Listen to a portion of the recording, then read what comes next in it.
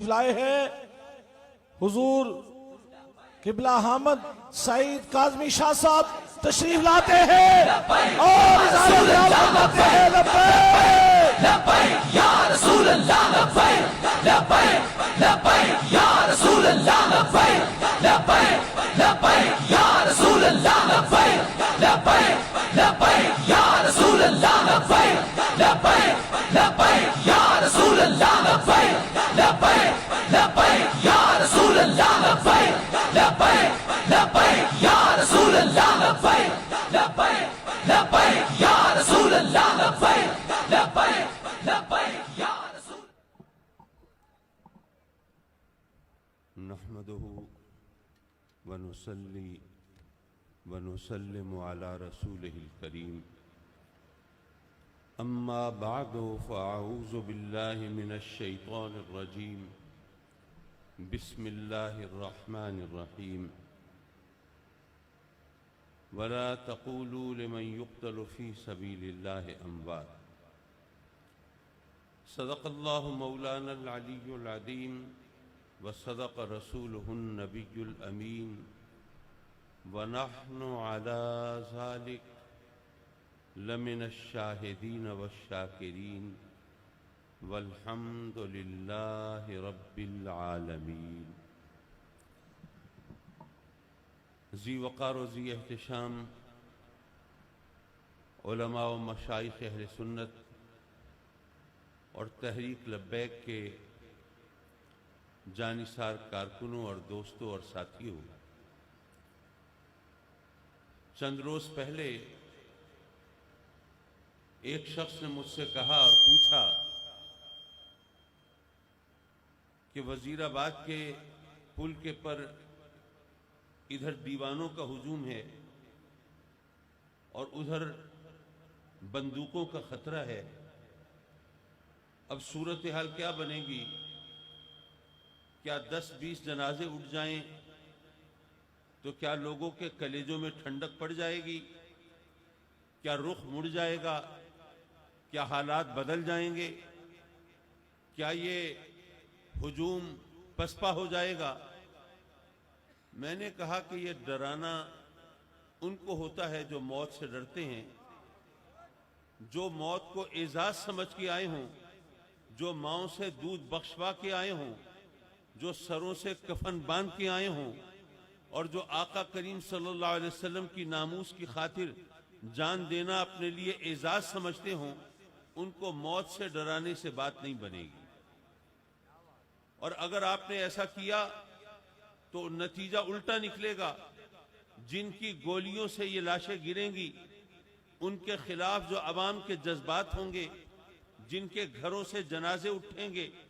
وہ کیا کبھی ان لوگوں کو معاف کر سکیں گے؟ اس لیے خدا کے لیے ایسا کام نہ کیجئے کہ ہمارے ملک کی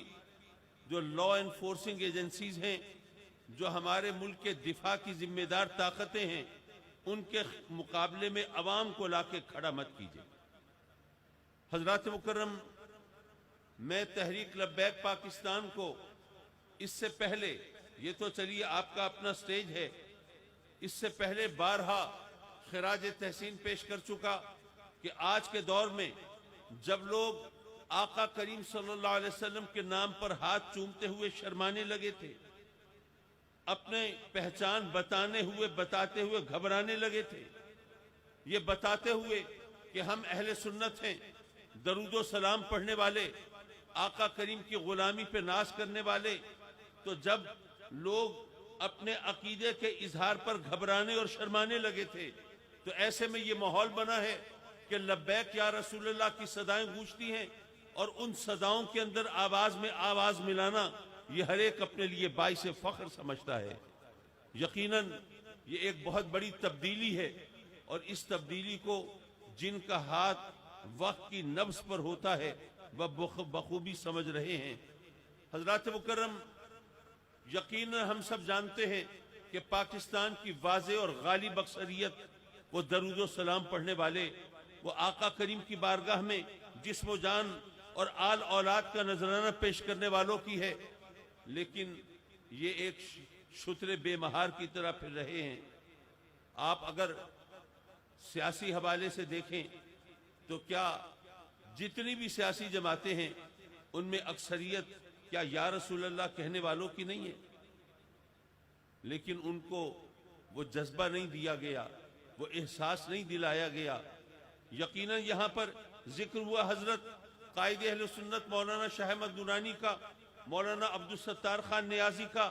ان قائدین نے اپنے وقت میں اپنا کام کیا، ختم نبوت کی قرارداد پاس کرانے میں بھی ان کا جو کردار ہے وہ بھی دنیا سب جانتی ہے، اور اس پر پردہ نہیں ڈالا جا سکتا۔ لیکن جو عوام کے دلوں کے اندر جو جذبہ بیدار ہوا، میں سوچ رہا تھا یہ علماء کرام، حضرت فرید الدین عطار رضی اللہ تعالیٰ عنہ کا نام ظاہر ہے آپ کے لیے اجنبی نہیں ہوگا، یہ بات شاید آپ نے نہ سنی ہو، عوام تو جانتے ہیں، میرا عوام کی طرف